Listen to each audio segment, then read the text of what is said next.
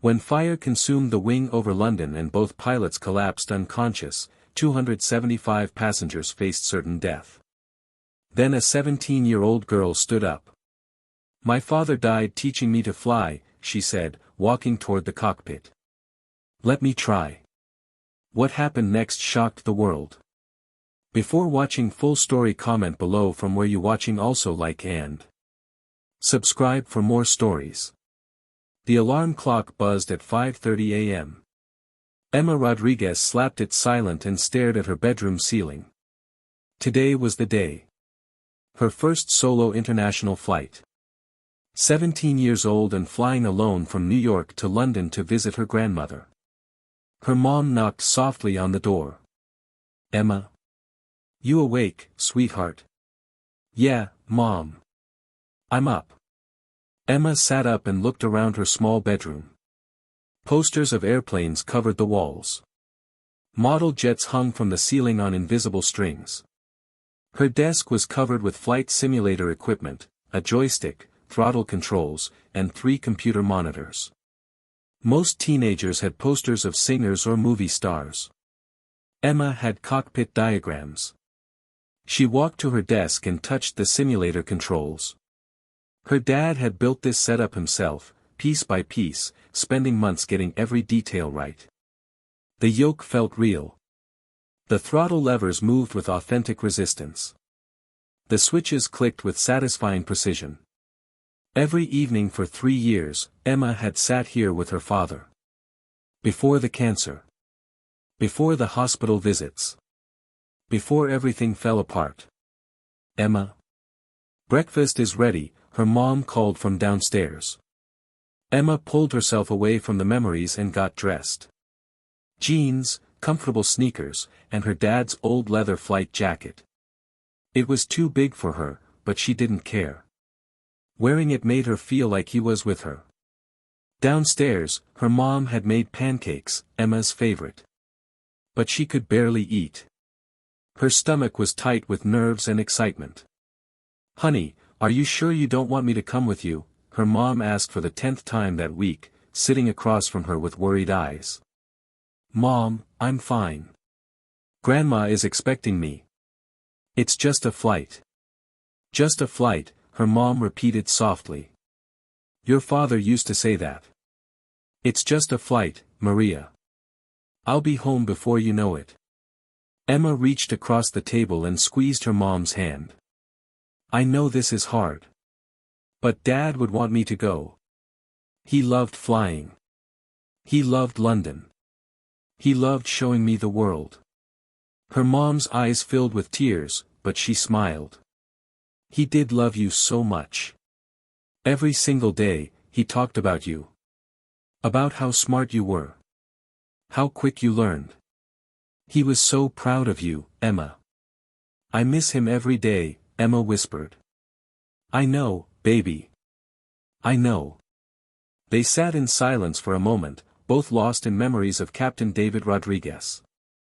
He had been larger than life, tall, confident, with a booming laugh and endless stories about his flying adventures. He could explain complex aviation concepts in ways that made them simple. He could make a nervous passenger feel safe with just a smile. And then, suddenly, he was gone. The cancer took him in 8 months. Fast and brutal and unfair. "Come on," her mom said, wiping her eyes. "We need to get you to the airport. Can't miss your flight." The drive to JFK Airport took 40 minutes through early morning traffic. Emma watched the city wake up through the car window. Delivery trucks making their rounds. Coffee shops opening their doors. People starting their ordinary days, completely unaware that this was anything special. Her mom kept looking over at her, trying to memorize her face like she might not see her again. "Mom, I'll be back in 2 weeks. Stop looking at me like that. I can't help it. You look so much like your father. Same dark eyes. Same serious expression when you're thinking about something. He was way taller than me. Give it time," her mom smiled. "You're still growing." They pulled up to the departures terminal. Her mom parked in the short-term lot and insisted on walking Emma all the way to security. "Mom, you really don't have to." "Yes, I do. Humor me." At the security checkpoint, her mom hugged her for a long time. "Text me when you board. Text me when you land. Text me every hour if you can. Mom. Please. For me. I'm your mother. It's my job to worry." Emma smiled and hugged her tighter. "Okay. I promise. I love you. I love you more. And Emma? Your father would be so proud of you. Flying alone. Being brave. He's watching over you right now. I know he is." Emma felt tears prick her eyes but blinked them away. "I know, Mom. I can feel him." She went through security, bought an overpriced coffee, and found her gate. The waiting area was crowded with the usual mix of travelers. Families with small children running around despite the early hour. Business people in suits, already working on laptops. An elderly couple holding hands, looking nervous about the flight. A group of college students laughing loudly, clearly excited about their trip to Europe. Emma found a seat by the window and pulled out her phone. One last text to her mom, at the gate. "Boarding soon. Love you." Her mom replied instantly, "Love you more. Be safe. Dad is watching over you." Emma opened her flight simulator app and practiced approach procedures while she waited. She'd done London Heathrow approaches hundreds of times in her basement simulator.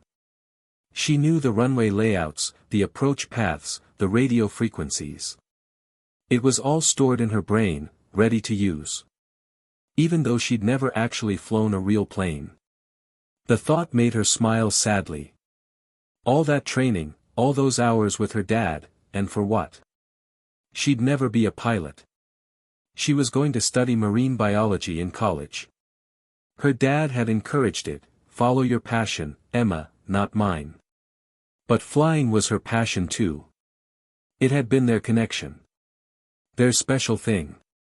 The gate agent's voice came over the speaker, "Will now begin boarding British Airways Flight 227 with service to London Heathrow. First class and business class passengers, please approach the gate." Emma watched the first passengers board, then her group was called. She grabbed her backpack and joined the line.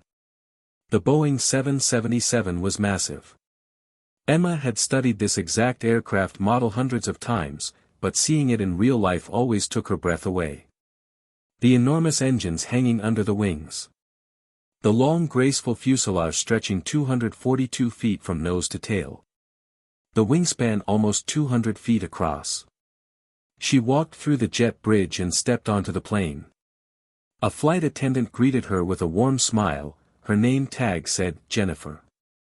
"Good morning. Welcome aboard. Traveling alone today?" "Yes, ma'am. Going to visit my grandmother in London." "How wonderful. Well, if you need anything during the flight, just let us know." "What seat are you?" 24F. "Perfect. Straight back on the right side. Enjoy your flight." Emma made her way down the aisle, passing rows of passengers getting settled. She found 24F, a window seat on the right side of the plane, perfect for watching the wing during flight.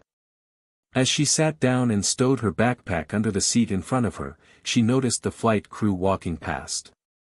The captain was a tall man with gray hair and a confident stride. He looked like he'd been flying for 30 years. Behind him came the first officer, a younger woman with her hair pulled back in a professional bun, reviewing a checklist. They're experienced professionals, Emma thought. They've done this 1,000 times. Everyone is safe with them. She settled into her seat and looked out the window.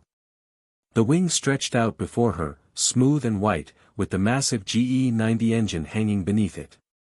That engine alone was the size of a small car, capable of producing over 100,000 pounds of thrust. Emma knew every system on this aircraft. Her dad had taught her the Boeing 777 inside and out. The hydraulic systems. The electrical systems. The fuel systems. The flight controls. The emergency procedures. If you're going to learn, her dad had said, learn the most common wide-body aircraft. The 777 is everywhere. It's reliable. It's beautiful. And it's complex enough to teach you real aviation. The plane continued filling up. A businessman in an expensive suit sat in the aisle seat of Emma's row, immediately opening his laptop and ignoring everyone around him. In front of Emma, a young mother struggled with two small children, a boy about 5 and a girl about 3. The little girl was crying, scared of the plane. "It's okay, sweetie," the mother said soothingly. "We're going to see Daddy. Remember? Daddy is in London waiting for us." The little girl kept crying. The mother looked exhausted and stressed. Emma leaned forward. "Excuse me. Would it help if I explained how planes work? Sometimes kids feel better when they understand what's happening." The mother turned around, relief flooding her face. "Oh, would you? That's so kind." Emma smiled at the little girl. "Hi. My name is Emma. What's your name?" The girl sniffled. "Sophie. That's a pretty name. Sophie, are you scared of the airplane?" Sophie nodded, her eyes wide. "It's okay to be scared. But you know what? Airplanes are really, really safe. See that big engine out there?" Emma pointed out the window. "That's like a giant fan. It pushes air really fast, and that makes the plane move forward. And when we move forward fast enough, the wings, see the wings, they push us up into the sky. Just like when you run really fast and jump, you go up in the air for a second. The plane does the same thing, except it can stay up because it's moving so fast." Sophie stopped crying and looked out the window with interest. "And the pilots," Emma continued, "they're up in the cockpit, that's like a special room at the front of the plane. They have all these buttons and screens that tell them everything about the airplane. They know exactly what the plane is doing every single second. They're like doctors, but for airplanes. They keep it healthy and safe." "My daddy says airplanes are magic," Sophie said quietly. Emma smiled. "They kind of are magic. But they're also science. And science is even cooler than magic because it's real." Sophie's mother mouthed, "Thank you," to Emma, and the little girl settled down, now fascinated by the wing outside the window instead of scared. The businessman next to Emma glanced over. "You know a lot about planes." "My dad was a pilot," Emma said simply. "Was? He died 2 years ago. Cancer. I'm sorry." The man closed his laptop. "He would have been proud to know you're following in his footsteps." "I'm not becoming a pilot," Emma said. "I'm studying marine biology. But he taught me about flying anyway. He said everyone should understand how the world works." The captain's voice came over the PA system, deep and reassuring. "Good morning, ladies and gentlemen. This is Captain Robert Hayes. On behalf of First Officer Sarah Grant and the entire crew, welcome aboard British Airways Flight 227 with service to London Heathrow. We're currently second in line for takeoff. Flying time today will be approximately 7 hours and 15 minutes. We'll be cruising at 35,000 feet, and the weather in London is partly cloudy with a temperature of 58 degrees Fahrenheit. We'll do our best to give you a smooth flight. Sit back, relax, and enjoy." The flight attendants began the safety demonstration. Emma had seen it hundreds of times, could recite it from memory, but she watched anyway. Her dad had taught her to always pay attention to safety briefings. "The day you stop paying attention," he'd said, "is the day you miss something important." The engine started with a deep rumble that Emma felt through her seat. This was her favorite part, that moment of pure power, when you could feel the massive engines coming to life. The plane pushed back from the gate.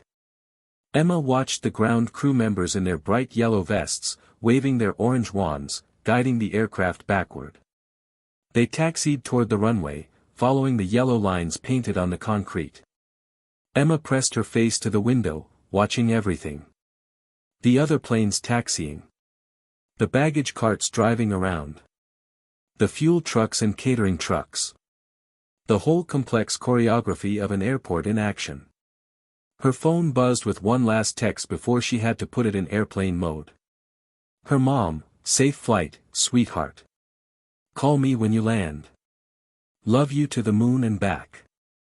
Emma texted back, "Love you to the moon and back and around the stars. See you in 2 weeks."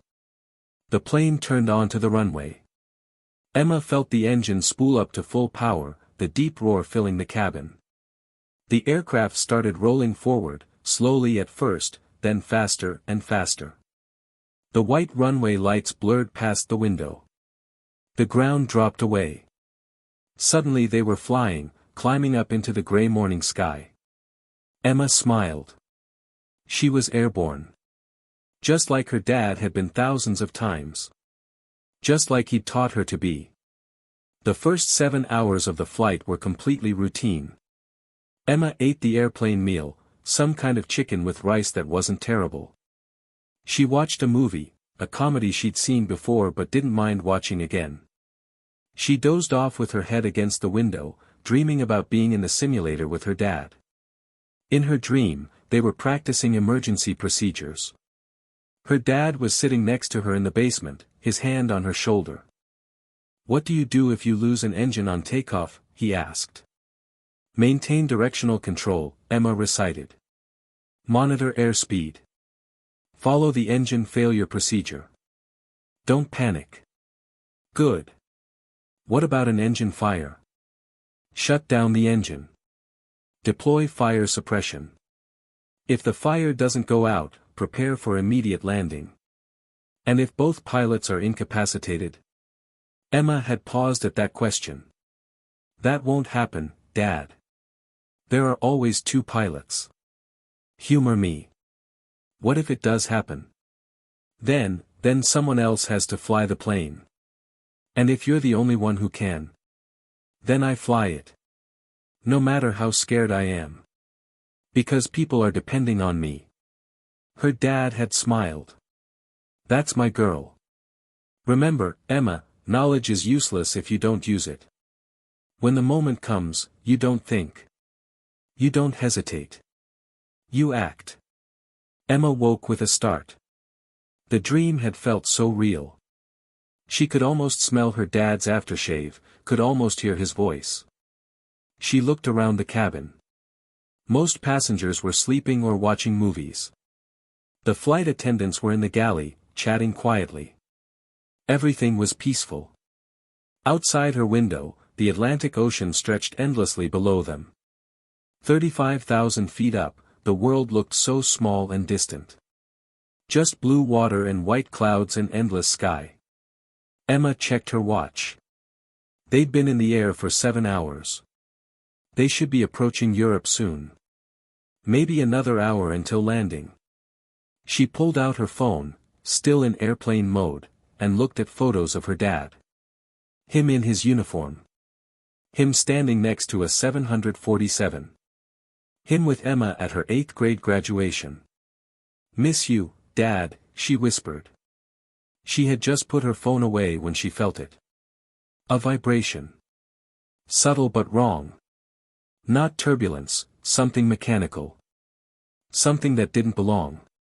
Emma sat up straight, suddenly alert. Years of simulator training had made her hypersensitive to how aircraft moved. She knew what normal felt like. This wasn't normal. A few seconds later, there was a muffled bang from somewhere on the left side of the aircraft. Passengers around her looked up, confused. The businessman next to her stopped typing. Little Sophie in front turned around with wide, frightened eyes. Emma pressed her face to the window and looked back toward the left wing. Her heart stopped. Fire. Not a warning light. Not a small flame. Actual, Visible fire was pouring from the left engine, orange and yellow flames streaming backward in the wind. "Oh my God," a woman across the aisle whispered. "Oh my God, the engine is on fire." The cabin erupted in panic within seconds. People started screaming. Parents grabbed their children. Someone started praying loudly. A man 2 rows up started hyperventilating into a paper bag. Emma's hands gripped the armrests so hard her knuckles turned white. This was bad. This was very, very bad. She knew what was happening in the cockpit right now. Alarms would be screaming. Fire warning lights flashing red. The pilots would be following emergency procedures, shutting down the engine, deploying fire suppressant, preparing for emergency landing. But Emma could see the fire wasn't going out. It was getting bigger, spreading from the engine onto the wing itself. "Fire is alive," her dad had told her during one of their training sessions. "It thinks. It adapts. It finds fuel and oxygen and it grows." On an aircraft, fire is the most dangerous thing you can face because there's so much fuel, so many combustible materials. You have to stay 3 steps ahead of it or it wins. Always. The plane tilted slightly as the pilots compensated for losing one engine. That was normal procedure. Aircraft could fly on one engine. Emma had practiced single-engine approaches dozens of times. But the fire kept growing. She watched in horror as flames licked across the wing's leading edge. The aluminum skin started to glow orange from the intense heat. Flight attendants rushed through the cabin, trying to maintain calm even though Emma could see the fear in their eyes. "Please remain seated with your seatbelts fastened," Jennifer said over the PA system, her voice admirably steady. "The pilots are aware of the situation and are taking appropriate action. Please remain calm."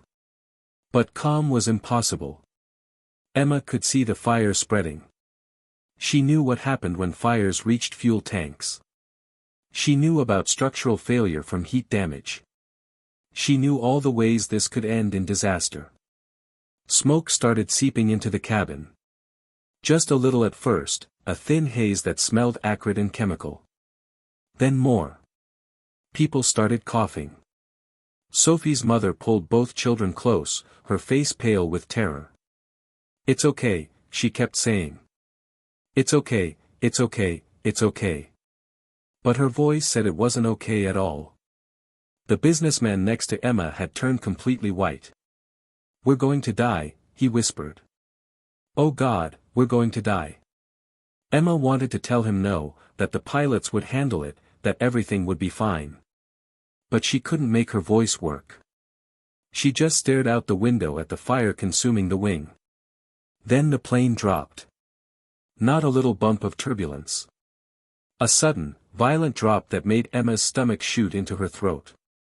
Oxygen masks dropped from the overhead compartments with a loud snap, dangling on their yellow tubes. The screaming got louder.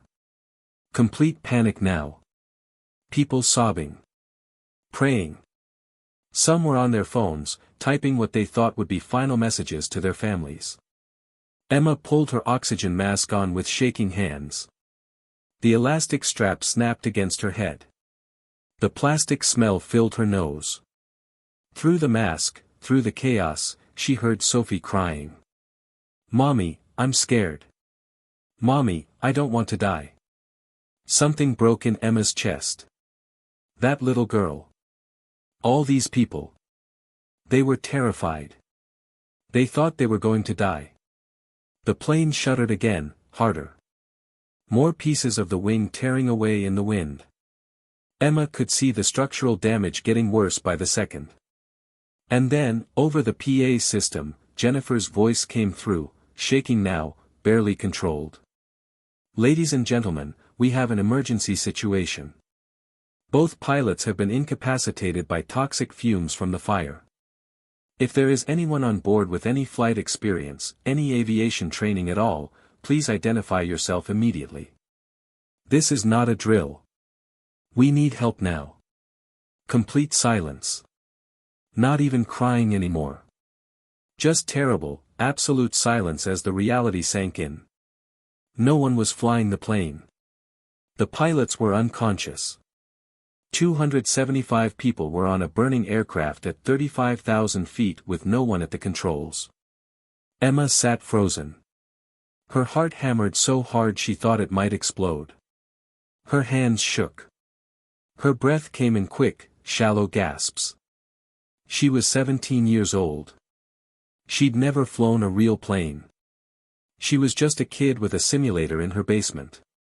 But her dad's voice cut through the panic, clear as day. When the moment comes, Emma, you don't think. You don't hesitate. You act. Because if you don't act, people die. And you have the knowledge to save them. Knowledge is useless if you don't use it. Emma unbuckled her seatbelt and stood up on legs that felt like rubber. I can help. Her voice came out as a whisper, lost in the chaos. She tried again, louder. I can help. Every head in the cabin turned toward her. A 17-year-old girl in jeans and an oversized flight jacket, standing in the aisle while the plane shook and burned around them. Jennifer rushed over, hope and disbelief warring on her face. Honey, do you have flight experience? Yes. My father was Captain David Rodriguez. He flew 777s for 15 years before he died. He trained me. I've done this exact scenario hundreds of times in simulators. I know the procedures. I know the systems. I can land this plane. You're just a kid. I'm the only chance anyone on this plane has. Emma shouted loud enough that everyone nearby could hear. My dad spent 3 years teaching me everything he knew. I have over 500 hours of simulator time on this exact aircraft. I've practiced engine fires, pilot incapacitation, emergency landings. This is literally what I trained for. Now let me through or everyone on this plane dies in the next 10 minutes. Something in Emma's eyes, some combination of terror and absolute certainty, must have convinced Jennifer. She grabbed Emma's arm. Come with me. Now. They ran toward the front of the cabin. As Emma passed rows of terrified passengers, she heard their voices. She's just a teenager. Oh God, we're all going to die. Please, please, let her know what she's doing. An elderly man reached out and grabbed Emma's hand as she passed. His grip was surprisingly strong. My wife and I have been married 52 years, he said, his voice breaking. Please. Please try. Emma squeezed his hand. I will. I promise I'll try. A young woman holding a baby, please save my son. He's only 6 months old. A businessman who'd been on his phone, I have 3 daughters. Please. Each face. Each desperate plea. Each life that depended on what happened in the next few minutes. The weight of it threatened to crush Emma, but she kept moving. Jennifer unlocked the cockpit door and pulled it open. Emma's breath caught. Both pilots slumped in their seats, unconscious. Captain Hayes leaned forward against his harness. First Officer Grant's head was tilted back, mouth open. Smoke filled the cockpit, thicker than in the cabin. Alarms screamed from every direction. Red warning lights flashed across the instrument panels like a disco from hell. And through the windscreen, Emma could see the fire. Massive now. Consuming the entire left wing. Flames so bright they hurt to look at. For one terrible second, Emma couldn't move. Couldn't breathe. This was real. This wasn't her basement. This wasn't a game she could pause and restart if she failed. If she failed here, 275 people died. Including her. Can you really do this? Jennifer whispered, and Emma heard the doubt in her voice. Emma thought about her dad. About every evening they'd spent together in that basement. About every emergency procedure he drilled into her brain. About his final words to her before he got too sick to teach, I won't always be here, Emma. But everything I've taught you will be. And one day, you'll need it. And when that day comes, you'll be ready. Yes, Emma said, and her voice was steady now. I can do this. She climbed into the captain's seat. The captain's seat was too big for her. Emma's feet barely reached the rudder pedals. She grabbed the seat adjustment controls and slid forward until she could reach everything. The yoke, the control column, was right in front of her. Her hands closed around it and she felt the plane through her fingertips. The vibration. The slight pull to the left from the dead engine. The wounded aircraft trying to stay in the air. Jennifer, I need you to get the pilots out of here, Emma said, forcing her voice to stay calm. The fumes are toxic. Drag them into the galley if you have to. Are you sure about this? No. But I'm all we've got. Go. Hurry. Jennifer and another flight attendant started pulling Captain Hayes out of his seat. It was difficult, he was a big man, completely unconscious. But they managed to drag him out of the cockpit. Emma pulled on the captain's headset, adjusting it to fit her smaller head. She looked at the instrument panels. 6 large displays showed flight data. Primary flight display, attitude, altitude, airspeed, heading navigation display, their position, the route, nearby airports engine display, right engine operating normally, left engine shut down, fire warning active systems display, hydraulics failing, electrical system struggling, fuel temperature rising. Altitude, 34,000 feet airspeed, 420 knots heading, 075 degrees autopilot, engaged. The autopilot was still flying the plane. That bought her time. But not much. Emma pressed the radio transmit button. London Control, this is British Airways Flight 227. Mayday, Mayday, Mayday. Her voice cracked on the first try. She took a breath and tried again, stronger. London Control, this is British Airways Flight 227. We have an emergency. Engine fire, left engine. Fire suppression failed. Both pilots are unconscious from toxic fumes. I am a passenger. I am 17 years old. I have extensive simulator training on 777 aircraft. I am taking control. Please advise. For 3 long seconds, there was silence on the radio. Emma imagined the chaos in the control tower, controllers staring at each other in disbelief, supervisors being called, emergency protocols being activated. Then a voice came through, steady and calm, British Airways 227, this is London Control. Say again your last transmission. Did you say you're a passenger? Affirmative. My name is Emma Rodriguez. My father was Captain David Rodriguez. He flew for British Airways and American Airlines for over 15 years. Before he died, he trained me extensively on flight simulators. I have over 500 hours on Boeing 777 systems. I understand emergency procedures. I can do this, but I need your help. Please. Another pause. Emma could almost hear the debate happening in the tower. Emma, this is Controller James Mitchell. I'm going to help you. We're going to get you and everyone on that plane down safely. Do you understand me? Yes, sir. Okay. First, I need you to stay calm. Take a deep breath. Can you do that for me? Emma took a shaky breath. Yes, sir. Good. Now tell me what you see on your displays. What's your current status? Emma scanned the instruments, her training taking over. Altitude 34,000 feet, descending slowly. Airspeed 420 knots. Heading 075. Autopilot engaged. Left engine shut down with active fire warning. Fire has spread to wing structure. I can see visible structural damage through the window. Right engine operating normally. Hydraulics, primary system failed, backup system at 60%. Fuel temperature in left wing tanks rising into red zone. Time to critical fuel temperature approximately 12 minutes. In the London control tower, James Mitchell looked at his supervisor with wide eyes. She knows what she's talking about. His supervisor, a veteran controller named Patricia Collins, leaned over his shoulder. How far out is she? 82 miles. Can she make it in 12 minutes? Not at her current speed. She needs to go faster or descend more aggressively.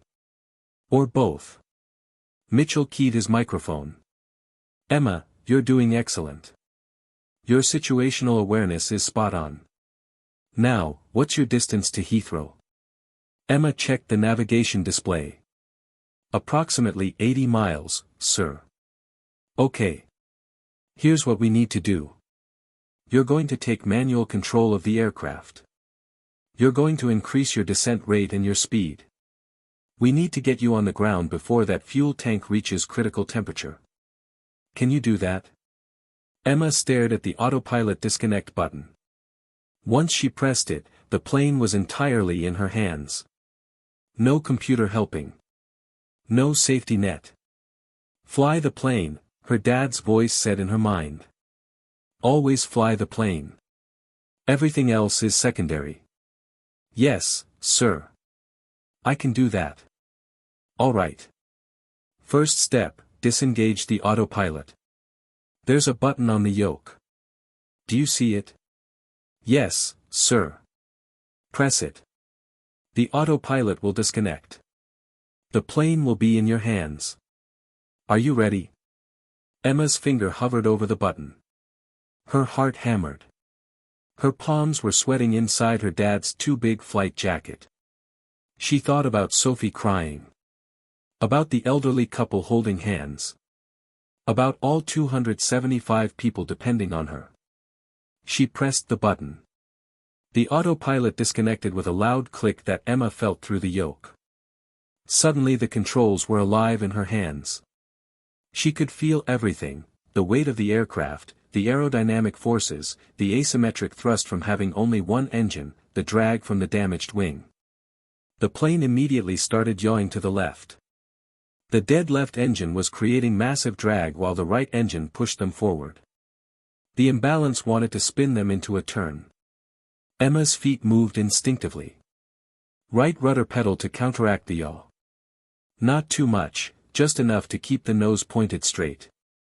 Her hands made tiny adjustments on the yoke. A little right aileron to keep the wings level. The plane steadied under her control. Emma. Mitchell's voice was tense. Talk to me. What's your status? I have control, Emma said, and she was surprised how steady her voice sounded. Aircraft is stable. Compensating for asymmetric thrust. Maintaining heading. In the control tower, every controller had stopped working to listen. Patricia Collins stared at the radar screen showing Flight 227's transponder signal. She's actually flying it, someone whispered. Mitchell keyed his mic. Outstanding, Emma. You're doing fantastic. Now we need to descend faster and increase speed. Do you know how to adjust your descent rate? Yes, sir. Reduce thrust and lower the nose. Exactly right. I want you to reduce power on your right engine. Pull the throttle back slowly, not all the way, just reduce it. Then push forward on the yoke to lower the nose. We're aiming for a descent rate of about 3,000 feet per minute. Emma's right hand moved to the throttle quadrant. 2 levers, one for each engine. The left lever was already at 0, the dead engine shut down. She wrapped her fingers around the right throttle and pulled it back gradually. The engine's roar decreased. She felt the deceleration. Now the nose. Emma pushed forward gently on the yoke. The horizon line through the windscreen rose as the nose dropped. The plane started descending faster. Descent rate? Mitchell asked. Emma checked the vertical speed indicator. 3,000 feet per minute. Perfect. Now increase your speed. Push the nose down a bit more. We want about 450 knots. Emma pushed more. The descent steepened. The airspeed increased. But the fire was getting worse. Through the left window, Emma could see flames covering most of the wing now. The metal was glowing red. Pieces were tearing away in the slipstream, small bits of cowling and wing surface ripping free. "Tower, the wing is failing," Emma said, unable to keep the fear out of her voice completely. "I can see major structural damage. The fire has spread to the fuel tank area. I don't know how long the wing will hold." "You're at 70 miles now," Mitchell said. "Just keep it together for a few more minutes. You're doing amazing." Emma's hands were locked on the yoke, making constant tiny corrections. Flying a damaged airplane was like trying to balance on a tightrope in a windstorm. Every second required adjustment. Behind her, Jennifer appeared in the cockpit doorway. "Emma, the passengers are asking, what should I tell them?" "Tell them to get in brace position," Emma said without taking her eyes off the instruments. "Tell them we're 8 minutes from landing. Tell them to hold on and trust me. Tell them," her voice broke slightly, "tell them I'm bringing them home." Jennifer disappeared. Over the PA system, Emma heard her voice, "Ladies and gentlemen, brace for emergency landing. Heads down, hold your ankles. Follow crew instructions. The pilot is bringing us home. 8 minutes. Hold on." The cabin was silent now except for quiet crying and prayer. Everyone knew how thin the thread was that kept them alive. Emma descended through 25,000 feet.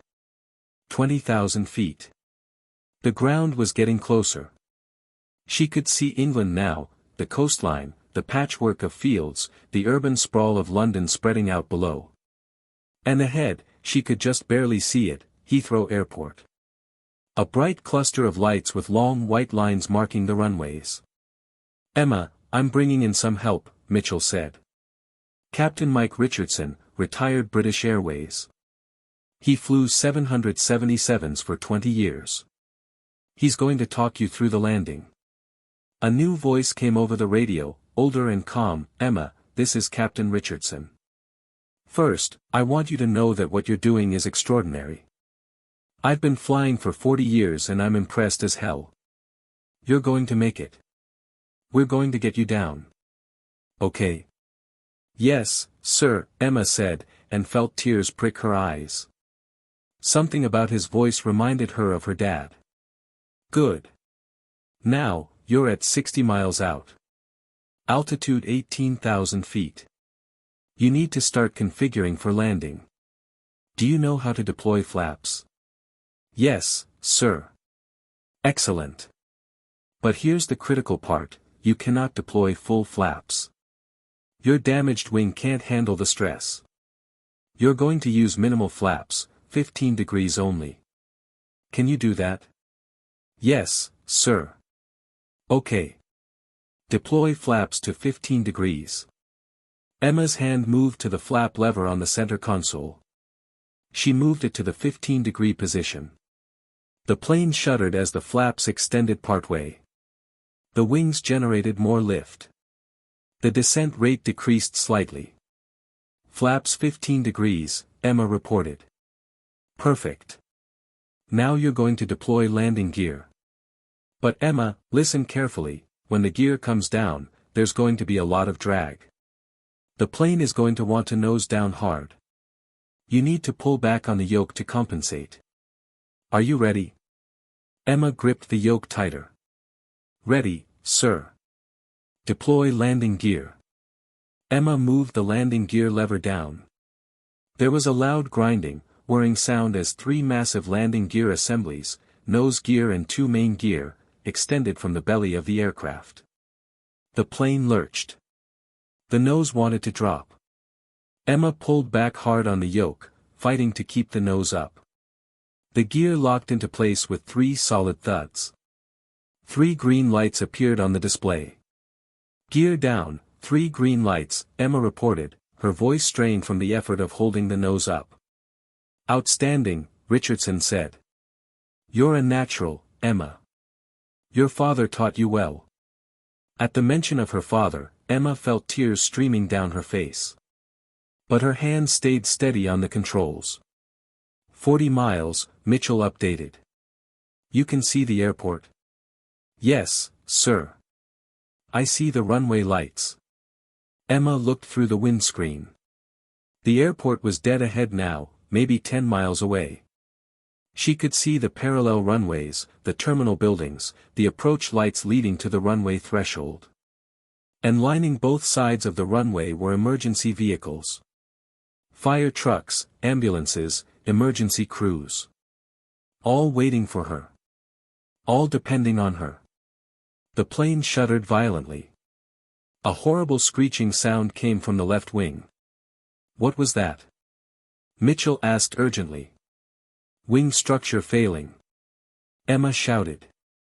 Losing aileron control on the left side. The plane started rolling left. The damaged wing, weakened by fire and heat, was losing its structural integrity. It couldn't support the aircraft's weight anymore. Emma's training took over. She didn't think. She just acted. Full right aileron. Hard right rudder. Increase power on the right engine to counteract the asymmetric forces. The plane stopped rolling. Steadied. But it was getting harder to control by the second. Emma, you're 20 miles out, Richardson said calmly. You're lined up perfectly for runway 27 left. I need you to continue your descent. Aim for the white approach lights at the beginning of the runway. Can you see them? Yes, sir. I see them. Good. Focus on those lights. Everything else is secondary. Just fly the plane to those lights. Emma's dad had said the exact same thing to her dozens of times in the simulator, fly the plane. Everything else is secondary. She focused on the approach lights, now clearly visible ahead. 2 parallel rows of white lights leading to the runway threshold. The ground was rushing up fast now. Emma could see individual buildings. Cars on the highway. People looking up at the burning plane. 10 miles. Altitude 5,000 feet. The fire was so bright now it lit up the entire left side of the aircraft.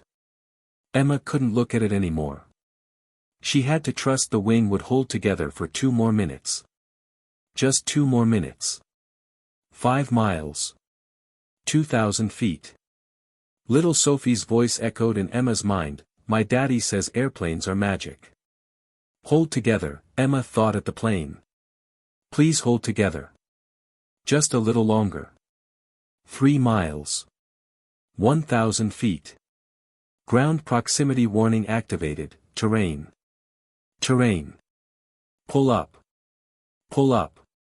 The mechanical voice screamed at her to climb, but Emma ignored it. She was committed now. There was no going back. 1 mile. 500 feet. The runway was right there. Emma could see the white paint. The foam they'd sprayed on the surface. The fire trucks lined up on both sides. 200 feet. Her dad's voice, clear as if he was sitting next to her, steady hands, Emma. Steady hands and you'll make it. 100 feet. Emma started the flare, pulling back gently on the yoke to raise the nose slightly, bleeding off speed, preparing for touchdown. The damaged left wing groaned. Metal screaming under impossible stress. Come on, Emma whispered. Come on, please. At 50 feet, the left wing failed completely. The left wing buckled. The structural supports, weakened by heat and fire, finally gave way. The plane rolled hard left. The damaged wing dropping, the good wing rising. Emma reacted instantly. Full right aileron. Full right rudder. Maximum control input. But there wasn't enough control authority left. The plane kept rolling. They were going to cartwheel. Going to flip. Going to break apart on impact. In that split second, Emma made a decision based purely on instinct and training. She cut power to the right engine completely. Pulled the throttle to idle.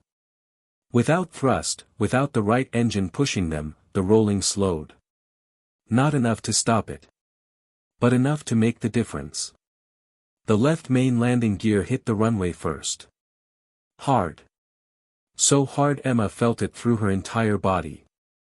Then the right main gear slammed down. The nose gear hit with a violent impact that made Emma's teeth crack together.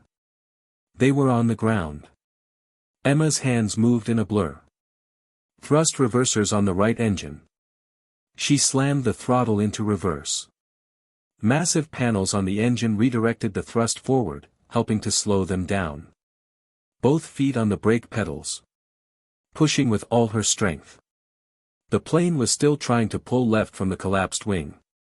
The left wingtip was scraping the runway in a shower of orange sparks. Emma fought the rudder pedals. Fought the yoke. Fought every instinct that said to give up. The speedometer unwound, 160 knots. 140, 120. 100. They were slowing. But they were also veering left. The plane was fishtailing back and forth across the runway like a car skidding on ice. 80 knots. 60, 40. The end of the runway was coming up fast. If they didn't stop soon, they'd run off the pavement and into the grass. At this weight and speed, that would tear the landing gear off. Would flip them.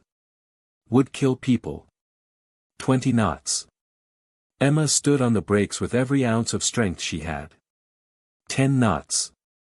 The Boeing 777, registration number GVIID, carrying 275 souls and the legacy of Captain David Rodriguez. Stopped. Complete silence except for alarms and the roar of approaching fire trucks. Emma's hands wouldn't let go of the yoke. She sat frozen, staring through the windscreen at the foam-covered runway stretching ahead. They had stopped with maybe 500 feet of runway left. Behind her, Jennifer's voice over the PA, "Evacuate. Evacuate. Leave everything. Get out now. Emergency exits opened. Slides deployed with loud pops. Passengers poured out, sliding down to the runway, running away from the burning aircraft." Emma sat frozen until Jennifer appeared and physically pulled her up. "Emma, we have to go. Now." Her legs wouldn't work.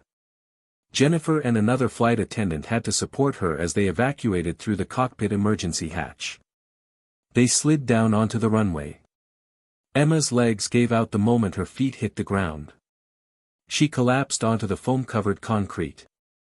Fire trucks surrounded the plane, massive streams of water and foam blasting the fire. The left wing was completely engulfed. Did everyone? Emma couldn't finish the sentence. She was shaking so hard she could barely speak. Jennifer knelt beside her, crying. "Everyone's out. All 275 passengers. Both pilots are awake. Everyone survived.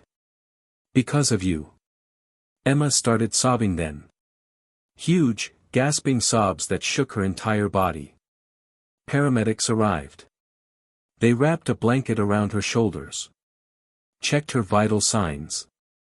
Her hands were still shaking so badly they had to gently pry her fingers open. She'd gripped the yoke so hard she'd left marks on her palms. "You're okay," a paramedic said gently. "You're safe. You did it." Emma looked up at the burning plane, at the streams of foam still spraying it, at the passengers being led away to safety. She started counting. She needed to know. Needed to make sure. 1, 2, 3, 4. She counted every single person she could see. 273, 274, 275. All of them.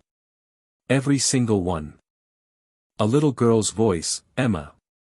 Sophie broke away from her mother and ran back, throwing her arms around Emma's neck. "You saved us. You saved us." Emma hugged her back, crying into the little girl's hair. "You're okay. Everyone's okay."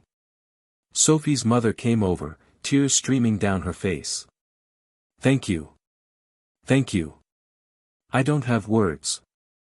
You saved my babies. The elderly couple approached, still holding hands. 52 years of marriage, the man said. You gave us more time together. That's a gift we can never repay. One by one, passengers came to her. Hugging her. Thanking her. Crying with relief and gratitude. An emergency response coordinator knelt beside Emma. Miss Rodriguez, I'm Chief Daniels. What you just did. I've been doing this job for 30 years. I've seen a lot of things. But I've never seen anything like that. You're a hero. I'm not a hero, Emma said through her tears. My dad is the hero. He taught me everything. He saved them. Not me. Your father would be so proud of you right now. Emma broke down completely. The story spread around the world within hours. News helicopters had filmed everything, the burning plane descending, the rough landing in a shower of sparks, the emergency evacuation, Emma being led away wrapped in a blanket. By the time Emma was released from the hospital 3 days later after treatment for smoke inhalation and shock, she was the most famous teenager in the world. Teen hero lands burning jet over London, 17-year-old girl saves 275 lives in impossible landing, father's legacy, how a dead pilot taught his daughter to save lives. The videos went viral. Footage from inside the cabin, shot by passengers on their phones. Emma's voice on the cockpit voice recorder, steady despite her fear. Air traffic control recordings. Emma's mom flew to London immediately. When she saw her daughter, she just held her and cried for 20 minutes straight. Your father, she kept saying. Your father would be so proud. He's watching. I know he's watching. The investigation began immediately. Aviation safety boards from 3 countries wanted to understand what had happened. How had both pilots been incapacitated? How had a teenager with no actual flight time managed something that would challenge veteran pilots? Thomas Brennan from the UK Air Accidents Investigation Branch interviewed Emma while she was still in the hospital. Miss Rodriguez, I've been investigating aviation incidents for 23 years. What you did was, well, it should have been impossible. I need to understand your training. Everything your father taught you. Emma told him everything. About the simulator in the basement. About the 3 years of intensive training. About her father's obsession with emergency procedures. About the hundreds of scenarios they practiced. He knew he was dying, Emma said quietly. He knew he didn't have much time. So he taught me everything he could. He said knowledge is wings. He said one day I might need what he taught me. He was right. Investigators descended on Emma's home in Boston. They examined her father's simulator, reviewed his training logs, studied his documentation. What they found was extraordinary. Captain David Rodriguez had created a training program that rivaled professional airline training. He documented everything: standard procedures, emergency protocols, unconventional techniques based on decades of experience. The data from Flight 227's black boxes showed that Emma's control inputs were nearly perfect. Her descent profile, her configuration management, her emergency handling, all textbook correct for the circumstances. She flew that plane better than many professional pilots would have, one Boeing engineer said. The fact that she'd never flown a real aircraft before is almost unbelievable. Within a week, Emma's story was everywhere. She was invited on talk shows, news programs, podcasts. Everyone wanted to hear from the teenage girl who saved 275 lives. But Emma only agreed to one interview, with a major news network. She wanted to tell her father's story. Sitting in the interview chair, looking small and exhausted, Emma spoke directly to the camera. Everyone wants to call me a hero. But I'm not. My dad is the hero. Captain David Rodriguez. He spent the last 3 years of his life teaching me, knowing he was dying, wanting his knowledge to live on. He died in 2022. He never got to see what I did. But through me, through what he taught me, he saved 275 people. The interviewer asked, "Do you think your father would be proud?" Emma broke down crying on camera. "I hope so. I hope he saw it somehow. I hope he knows that his lessons mattered. That his life mattered. That he saved all those people even though he's gone." There wasn't a dry eye watching. 6 months after the landing, Emma stood in a conference room at Boston University. Before her, 275 people filled the seats, every passenger from Flight 227, plus both pilots who had made full recoveries. They had organized this gathering. They wanted to meet the girl who saved them. They wanted to thank her properly.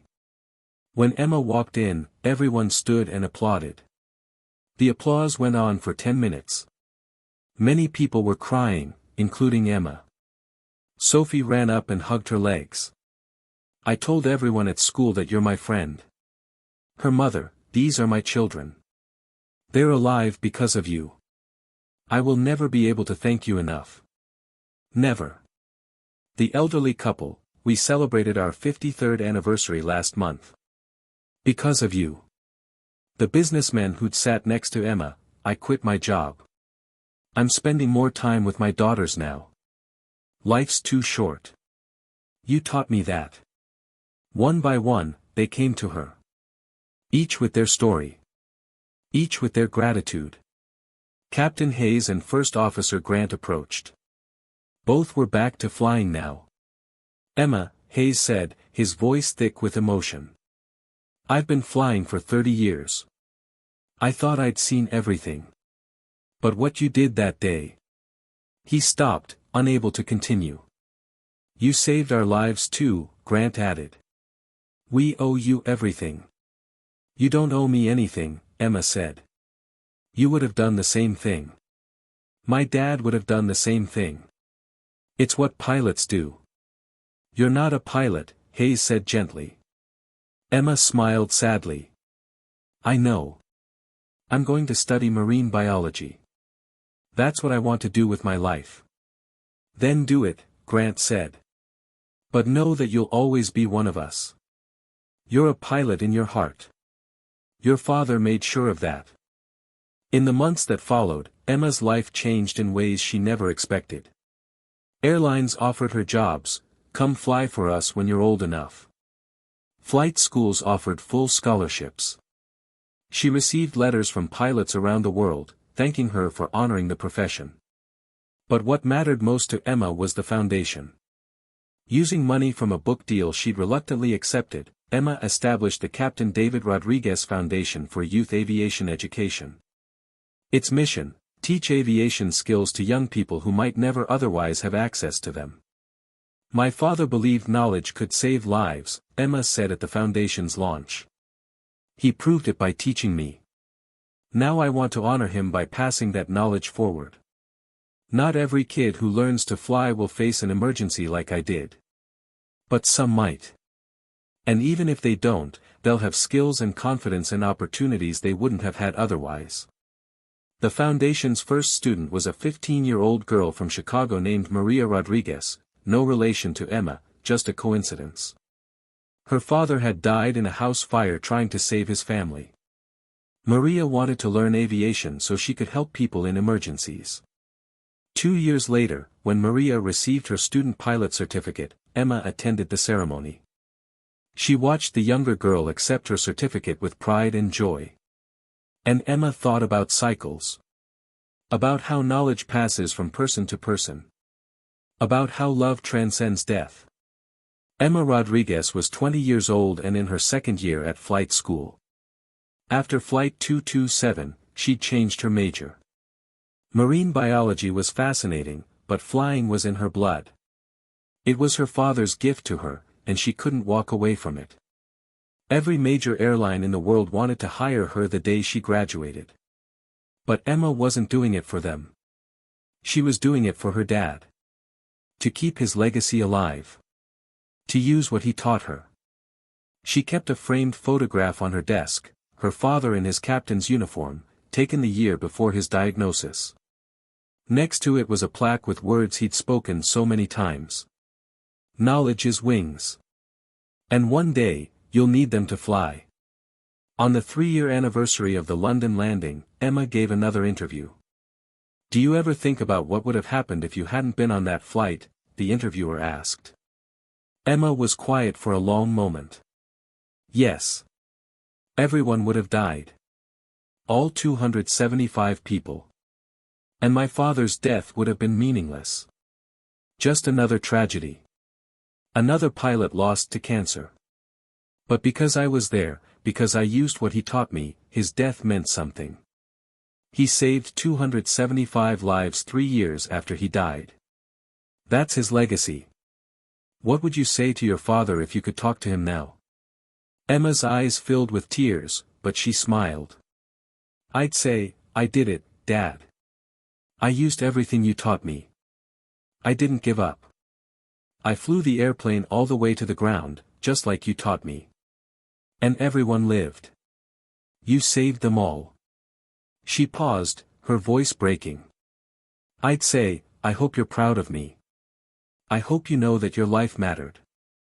That the hours we spent together mattered. That your knowledge saved people you never met. I love you, Dad. And I'm going to keep honoring you every day for the rest of my life. On Emma's desk at home, next to her father's photograph, was a piece of paper, the last entry from Captain David Rodriguez's training log, written 2 weeks before he got too sick to continue. Session 847. Engine fire scenario with emergency landing. Emma executed flawlessly. She's ready for anything now. I know I won't be here much longer. But I'm not worried about her. She has wings. She'll fly. Whatever happens to me, my knowledge won't die. It'll live on through her. Maybe it'll save her someday. Maybe it'll save someone else. That's all a teacher can hope for. He'd been right about everything. His daughter had wings. And when 275 people needed those wings, she flew. She flew for herself. She flew for them. And she flew for the father who'd given her everything he had. Captain David Rodriguez died of cancer in 2022. But on a burning afternoon over London, piloted by his 17-year-old daughter, he saved 275 lives.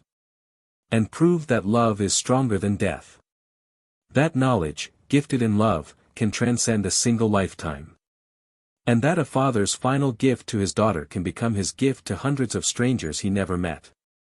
Emma Carter learned to fly in a basement simulator from her dying father. And when her moment came, she flew for both of them.